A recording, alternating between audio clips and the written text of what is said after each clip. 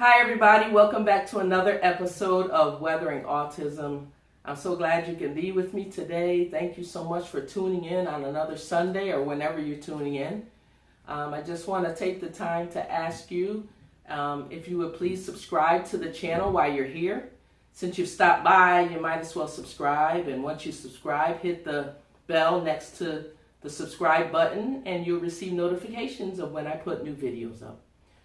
Videos go up typically every Sunday, unless there's a special that I want to interject in there, then I'll throw one in during the week. But for the most part, every Sunday is when new videos come out. Thank you so much. Today I want to talk about schooling for autism. And I was just talking to someone recently about subjects that are not talked about much in autism, not enough, nearly enough. And schooling is one of them. And I'll let you know what I mean when I return. Stay tuned.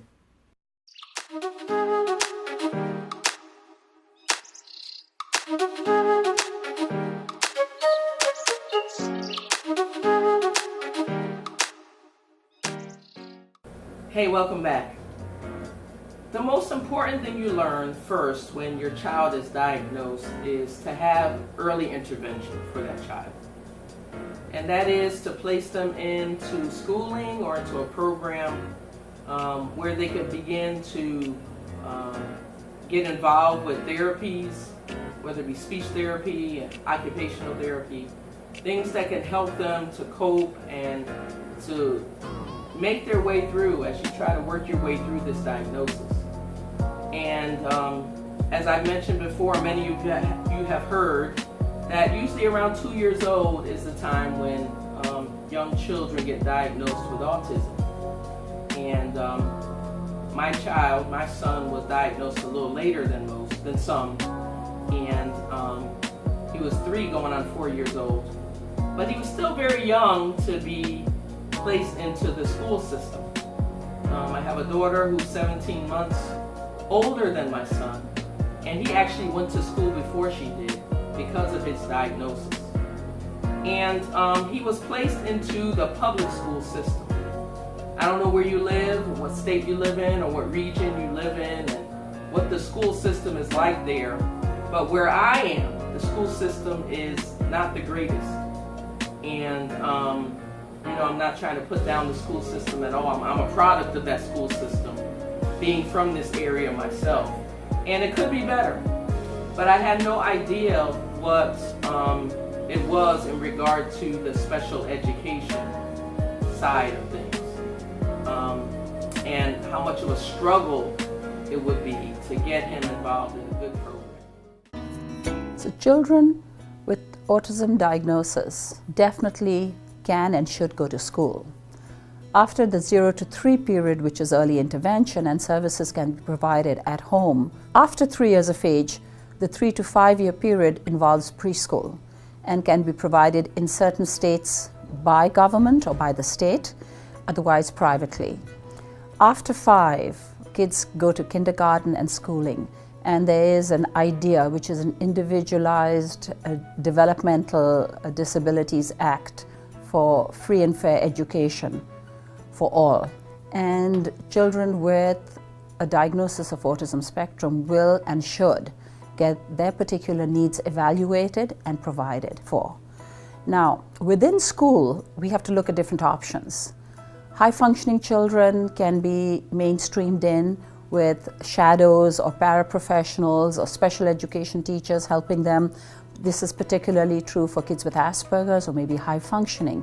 But they also may continue to need occupational therapy, speech therapy, certain accommodations, etc. within the school system. Kids who are more impaired or younger children, when they have many challenges, may end up needing a smaller specialized class, which is really catered to them. Because 0 to 3 children are not socializing as much, but after 3 it's important to get them into center-based programs and preschools where they can learn from other children, they can socialize, and be in the appropriate class size. Now, for his early ages, things are pretty good in our area. He, as I said, he was placed into a public school system, but it was a specific program for children with autism. And he had wonderful teachers and the speech therapists and everything that worked with him. And for the most part, it was a one-on-one arrangement because he really needed those services. And so that was great. And even when he got older and continued in the public school system, we didn't really have a lot of issues. And I think that was due mostly because of the educators that were involved with the younger children in the special ed programs. They really seemed to have their act together. But when my son started reaching middle school age, and here in my area, they really go by your age and what your abilities are. They don't really say you're in 7th grade or 6th grade in the special ed special programs. But we had to make a decision as to whether to place him in the general middle school, where there were kids who were in a special ed program as well as those who were in regular ed. And I didn't have a problem with that being done as long as he was relegated to the special ed program. And so that worked out well in the beginning. He was going to be placed in this program. He would still get the one-on-one attention, or pretty close to that, to meet his needs, which is what the cities under the special education guidelines are required to do. And so even though he was in this school system, which is not the greatest, he was still going to be isolated in this area of special education that attended to those who had autism only. But very shortly after we got him enrolled in the middle school program, things began to change. And there was a big push toward mainstreaming a lot of these kids. And I'm not opposed to mainstreaming if that's something that the child can thrive in. That's good. There's no problem with that. But my child was in the middle of the spectrum, and so he needed more attention than the teachers in the mainstream regular ed would be able to give him. They, in my opinion, were not qualified. They were not properly trained. They themselves didn't know a lot about autism. There were kids that were in special ed that were just kind of labeled and thrown there, not because they had autism, but because maybe they had some other learning disability. Well, you find all kinds of kids in mainstream school classrooms, but should children with autism be among them? Over the past decade, there's been a big increase in the number of children diagnosed with autism spectrum disorder in mainstream Australian schools. Teachers can find it hard to integrate high-functioning and often highly intelligent autistic children into lessons. So is it fair on the child and the other pupils? It is a daily dilemma, a very tricky one at that. Liz Burke from news.com.au joins us. Hey, Liz. Who has actually raised this dilemma? Well, we've spoken to a number of experts in the field, a number of parents and teachers. The reason that we looked into it was actually from hearing from a few parents that it was something that they felt like they couldn't talk about. And when we spoke to psychologists and we spoke to teachers, there was kind of a bit of an agreement there that it almost seems like a debate that we shouldn't have, or that we're not allowed to have. There seems to be this expectation on the school system that, since there are so many kids who are diagnosed with autism spectrum disorder, that they should just be allowed, not allowed to, but able to handle them. But it's a far more complex issue than it is. So, we haven't come out with a definitive answer over whether these children should be schooled in the mainstream system or not. But some people were really relieved to have that raised and to be able to talk about it and saying that, you know, it should be discussed more. It's like with any taboo subject, to even raise the question, immediately you expose yourself to accusations of ableism or outrage from the howling mob, and so of course people just go into their shells, which is terrible for it. Now, the obvious thing is, if a child can possibly be integrated into the mainstream school system, they absolutely should be. We all know that it is the best thing for the child themselves, and it is also very good for the other kids around them to know that not everyone is the same. The question is whether or not you actually have the resources to deal with it, whether teachers have the training and also whether there are teachers' aides who can stop that child from being I found it such a fascinating article because it's something that you don't think about, but obviously, as you said, it's so important that they are in the school system. But when they spoke in that article, they spoke to some of the parents and said that, you know, the bullying and harassment that some of them face as a result of being integrated, it's such a balance of scales, isn't it? Exactly. I don't know what the solution is Well, there. it seems to me that, yes, you're right, by and large, that it's wonderful to have this integration because it benefits the child, but we need more resources. The teachers need to be better trained, you know. It's sort of like, you know, you're putting these complex kids in the system and then just going, oh, well, we'll deal with that. But we have such high expectations of our teachers already to put this, and I think some teachers would be great in this scenario. It's just... It's simple mathematics. Like if you've got, and it's not just autism, it's kids with, you know, any kind of learning difficulties or learning disabilities. If you've got someone there disrupting the class and that they become the focus of the entire teacher's entire attention, then that means obviously the rest of the class isn't getting taught. And so this was a great deal for us. It was a big problem. And it was kind of sprung on us all at once that he was going to come out of this special classroom and go into a regular day classroom. And I nearly fell apart. Again, if my son was on the higher end of the spectrum and it was something I felt like he'd be able to do and keep up with these other children, then certainly there wouldn't have been any pushback from me. But I found out that it doesn't always work. And again, for some kids, I'm sure it works, but for others, it doesn't.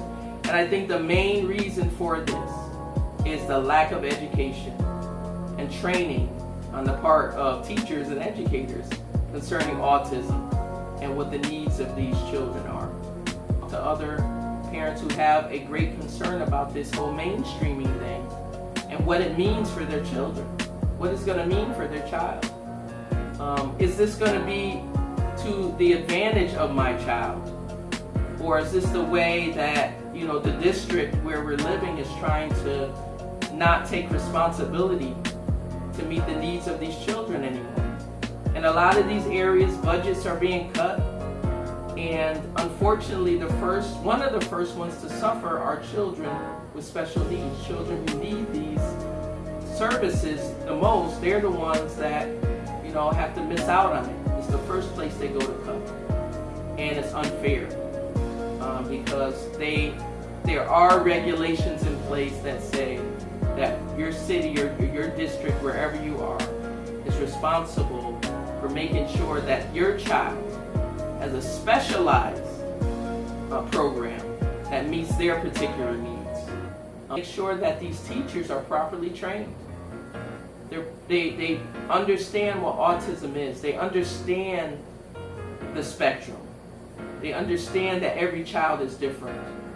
And they understand the strategies that they need to put in place in their classrooms to accommodate these children. It's necessary and it's important. So there are people out there who are questioning mainstreaming. Should children with autism be mainstream? You know, you let me know what you think. What do you think about that? What are some of your challenges that you've had in your area? Is there pressure? Is there a push to mainstream your child that comes from your district because they don't want to pay for a better quality education? You let me know. Here's a special inspirational moment. So over the weekend, a first in Minneapolis. Transition Plus is a place that offers the transition for students with educational disabilities after they leave high school. That organization held its graduation. That's not the first. The first was the way that group's graduation speaker, Ahmed Ali, gave his commencement address. Welcome to the class of 2019. My name is Ahmed Ali, also known as Smiles, also known as Hollywood. I am honestly honored by the committee that chose me to give the ceremony's speech, and I want to say thank you. Everybody give it up for the Transition Plus Graduation Committee. I thank you from the bottom of my heart for giving me a voice I can use. You impacted me to make a difference in my life and the lives of people looking up to me. Now, I am going to give free wisdom to the graduates. First of all, I am very impressed with everything you have done, and I am really proud of all of you. I can't wait to see what happens when you get older. You will achieve a lot of amazing things with or without disabilities, without a doubt. Secondly, life is basically a marathon. As human beings, we are running a relay race. Your life is a relay race. The track is your life. Every time you achieve something, you pass the baton to the next person.